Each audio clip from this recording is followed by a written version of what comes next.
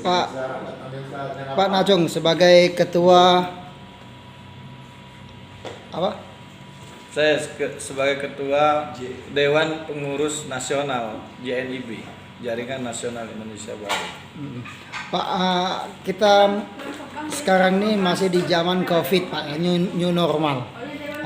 Tolong di Kabupaten Banyuasin ini termasuk zona merah dan yang paling terbanyak yang terjangkit COVID-19. Tolong Pak jelaskan sedikit, karena Bapak tuh ingin bersuara tentang COVID-19 ini. Ya, pertama kita harus memahami dulu istilah new normal. New normal itu kan kehidupan normal baru. Artinya karena ini zaman pandemi, kita harus memahami itu dulu. Kalau posisi di Banyuasin ini kan sedang naik, artinya belum bisa dikatakan new normal. Dia harus memahami itu, jangan gagal paham. Yang new normal itu yang landai, yang posisinya landai, artinya yang tadinya naiknya harus sana 10, dia bis 2 atau 1, bahkan sehari itu tidak ada. Nah, sementara di Banyuasin sedang meningkat. Nah, kalau menurut saya nanti new normalnya, kalau sedang meningkat, kalau kita hidup ini kita bebaskan, saban hari bisa bertambah berpuluh-puluh, bisa tambah parah. Nah, sekarang kan sudah lumayan nih nggak terlalu banyak naiknya. Artinya sudahlah, nanti dulu melakukan new normal gitu loh, bahkan bebas kemana-mana gitu loh. Saya lihat kepala daerah kemana-mana, artinya sementara dia sendiri melarang jangan berkumpul. Nah, dia mengumpulkan orang, ini kan artinya yang tidak baik. Nah, itu satu. Yang kedua, penanganannya ini lamban kalau saya lihat. Dari awal sampai sekarang, yang namanya rumah makan di pinggir jalan itu tidak ada himbauan atau sterilisasi terhadap rumah makan itu sendiri. Sementara ini adalah jalan lintas, kita nggak tahu orang dari mana-mana banyak. Yang ketiga, anggaran COVID-19 ini kan terlalu banyak. 513 itemnya apa aja, yang sudah dibangun apa aja. Artinya saya meminta DPR untuk bagaimana mempertanyakan anggaran itu, nanti diklaim bahwa ini adalah anggaran COVID segala macam. 513 itu apa itu, Pak? Anggaran untuk COVID-19, COVID-19.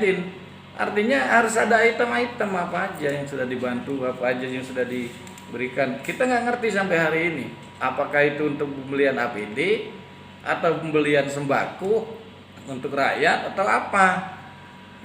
Nah, ini DPR harus tegas mempertanyakan ini, karena ini anggaran bukan main-main, besar. 513 sampai hari ini infrastruktur sendiri tidak jalan. Nah, yang ketiga, kita kan punya anggaran 513, tapi miliar itu, Pak ya? Iya, 513 miliar. Tapi kenapa orang rapid test bayar kalau mau rapid test, sementara digunakan untuk apa gitu loh. Itu kan pembelian APD juga saya lihat nggak maksimal. Jadi saya nggak tahu di mana letak anggaran itu, apa di Dinsos, apakah di Kesbangpol, apakah di Dinas Kesehatan. Jadi kita nggak ngerti di mana kegunaannya dan apa realisasinya. Sementara bantuan yang diberikan itu saya lihat itu bantuan pihak ketiga kebanyakan. Itu kayak racun, terus yang lain segala macam. Terus disinfektan.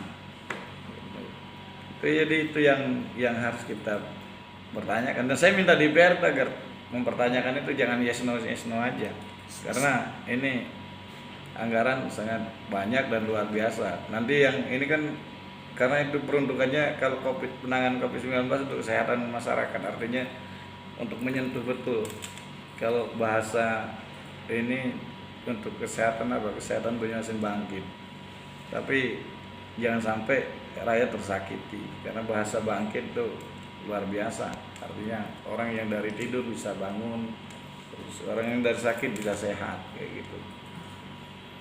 Oke, ada lagi di mungkin sampaikan? Itu yang ini. Saya cuma minta DPR aja, DPR untuk agar mempertanyakan anggaran dan kegunaan tersebut. Dan saya berkali-kali pernah saya nelpon salah satu dewan agar membuka posko di perbatasan untuk penanganan COVID karena jalan kita adalah jalan lintas. Tapi sampai hari ini Sekda juga pernah saya WA, tapi sampai hari ini yang namanya penanganan di posko perbatasan tidak ada.